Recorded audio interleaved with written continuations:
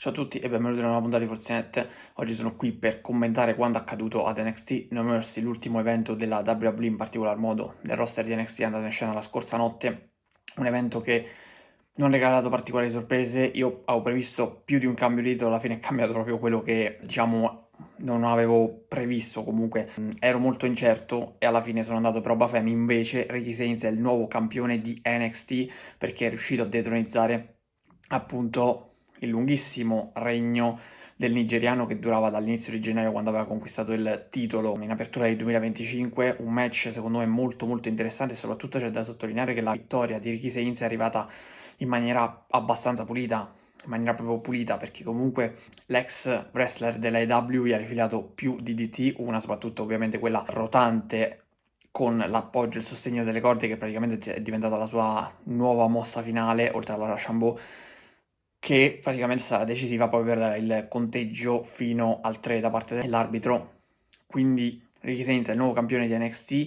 Adesso bisognerà capire quali saranno gli scenari futuri. Credo che sia la decisione giusta, perché io nelle predictions sì, avevo dato i miei favori del pronostico ad Obafemi, ma comunque avevo cercato di analizzare bene la situazione per quanto potessi, insomma, e avevo anche detto che Ricky Sainz era uno dei principali candidati a detronizzare Obafemi, magari anche nel prossimo futuro, non per forza a No Mercy, per più di un motivo. Innanzitutto Obafemi non aveva più sfidanti, l'unico serio candidato eventualmente poteva essere Ethan Page, visto che aveva battuto anche Javon Evans. Obafemi, Ethan Page però è un heel e comunque ha altre faccende, ovvero ha invischiato comunque nella lotta per il titolo nordamericano di cui è detentore, quindi era difficile che fosse Ethan Page a detronizzare Obafemi. La scelta ricadeva o su Ricky Sainz in questo momento, oppure eventualmente sul ritorno alla ribalta di Javon Evans. Alla fine a conquistare il titolo è stato Ricky Sainz, e qui si aprono dei scenari molto molto interessanti, perché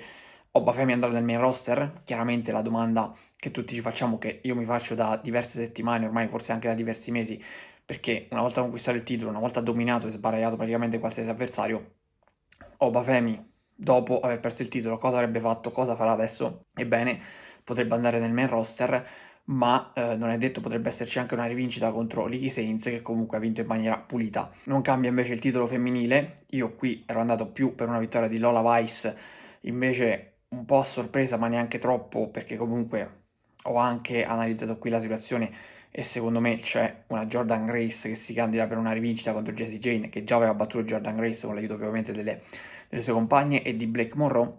Però Jessie Jane ha avuto la meglio sulla Lola Vice, confermandosi campionessa di NXT, nonostante Fallon Henley sia stata espulsa da bordo ring. Sappiamo che non c'è più Jasmine Nix, che a quanto pare non avrebbe rinnovato il contratto. Io invece, quando ho fatto le prediction, di fatto non sapevo ancora della notizia del mancato rinnovo di contratto di Jasmine Nix, e pensavo che proprio quest'ultima sarebbe costata il match a Jessie Jane. Di fatto lo pensavo ancora, perché comunque la WWE, abbiamo visto con l'infortunio finito di Seth Rollins, anche qui poteva far parte della storia il mancato rinnovo di contratto di Jasmine Nix. Invece a quanto pare sembrerebbe essere proprio ufficiale e vero comunque il fatto che non faccia più parte della WWE. In ogni caso Jessie Jane poi è stata aiutata da un qualcuno che è arrivato a bordo ring, ha colpito Lola Vice, non sappiamo di chi si tratti, era un'atleta mascherata, presumo che sia ovviamente un atleta, e quindi di fatto Lola Vice è stata messa KO e Jessie Jane ha approfittato di questo assist. Bisognerà capire se a questo punto l'assist è stato fornito volontariamente e quindi concordato con Jessie Jane, oppure se per Lola Vice si aprirà un altro spiraglio, un'altra rivalità che purtroppo per lei la terrà lontana dal titolo. Io pensavo veramente che potesse essere la definitiva consacrazione di Lola Vice, invece il suo secondo assalto titolato dopo quello del contratto del Breakout Tournament è stato nuovamente fallito, e quindi non posso ovviamente essere troppo felice di questa situazione, ma credo che per detronizzare Jessie Jane già ci sia un nome abbastanza evidente, e il nome è quello di Jordan Grace, perché Jordan Grace nel sanguinario match contro Blake Monroe è uscita vincitrice.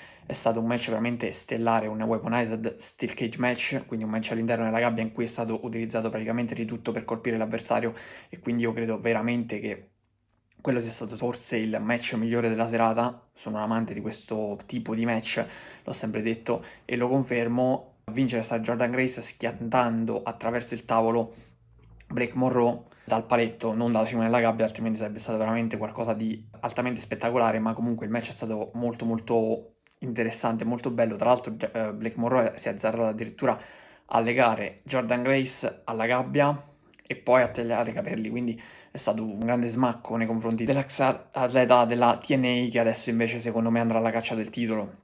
Direi che Jordan Grace è stata tenuta molto tempo lontana dal titolo, o comunque ha avuto diverse chance titolate, tutte fallite, prima con Stephanie McGirr e poi anche con Jessie Jane, dato che contro Jessie Jane è stata decisiva, come dicevo poco fa, proprio Blake Monroe. Credo che questo match possa essere una degna conclusione della rivalità, e per questo motivo alla fine Jordan Grace volterà pagina e probabilmente andrà alla caccia del titolo battendo anche Jessie Jane. Questo è quello che penso, perché diciamo le strade erano due: o Jessie Jane perdeva contro la Vice, Jordan Grace batteva Blake Monroe per andare nel main roster, quindi senza vincere il titolo di NXT, oppure a questo punto, visto il risvolto che ha avuto, potrebbe essere Jordan Grace a togliere la cintura a Jessie Jane.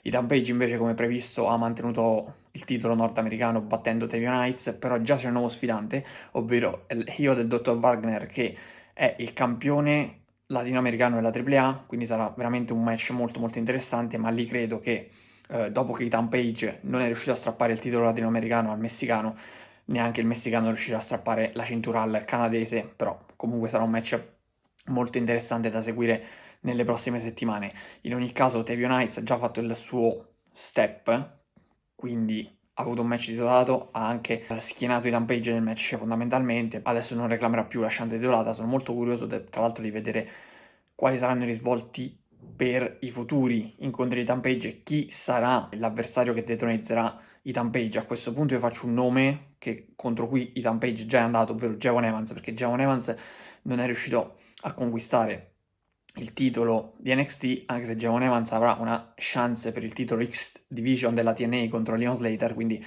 veramente ci sono tanti incroci molto particolari. Aperta parentesi, Kelani Jordan è la nuova campionessa TNA, dato che Ash by Elegance è stata costretta a rendere vacante il titolo, quindi incroci tra la TNA e l'NXT, prossima puntata di NXT che appunto si chiamerà Invasion, proprio per un crossover tra le due federazioni e tra i due brand. Sol Ruka invece è rimasta campionessa Speed battendo a sorpresa Jada Parker, a sorpresa perché non doveva essere Jada Parker la sua avversaria, ma doveva essere Lenny Reed. Infatti vi ricorderete anche qui che io avevo previsto un cambio di titolo. A quanto pare Lenny Reed, secondo quanto detto da Shawn Michaels, sarebbe infortunata e proprio per questo motivo non abile e arruolabile per il match. È stata sostituita da Jada Parker e Jada Parker alla fine ha perso anche questa chance titolata dopo aver perso le occasioni per il titolo principale di NXT, quello femminile. Adesso anche per il titolo Speed femminile non è riuscita ad avere la meglio perché c'è ancora Lash Legend di mezzo. Proprio Lash Legend si è presentata a bordo ring subendo una spear da parte di Zeria, che era rivolta invece a Jada Parker. Quella situazione sicuramente ha sfavorito Jada Parker e invece ha favorito Sol Ruka, che è riuscita a mantenere la cintura, quindi resta bicampionessa, sia campionessa Speed che campionessa nordamericana, e vedremo quando arriverà questo split con Zarya, che io avevo già previsto onestamente per questo evento, e proprio lo split con Zarya secondo me poteva costare il titolo a Sol Ruka. Non è andata così, però credo che lo split comunque sia sempre più vicino. Lo stanno allungando piano piano, lo stanno allungando piano piano, però ormai comunque io credo che sia veramente alle porte. Poi potrebbe essere anche che magari intanto Sol Ruka resta campionessa Speed, ma poi perde il titolo nordamericano contro Zarya, perché secondo me Zarya è destinata a diventare la nuova campionessa nordamericana, lo dico da settimane, anzi da mesi ormai.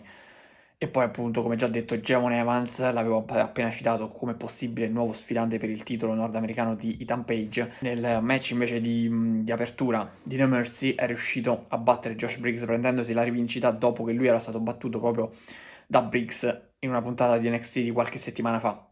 Direi che il match era abbastanza scontato, è stato molto molto interessante perché Javon Evans sta veramente regalando spettacolo in ogni suo match da quando ormai è arrivato in WWE. Ha lottato la sera prima anche per il titolo degli Stati Uniti contro Sami Zayn a sorpresa nella Open Challenge, ben figurando.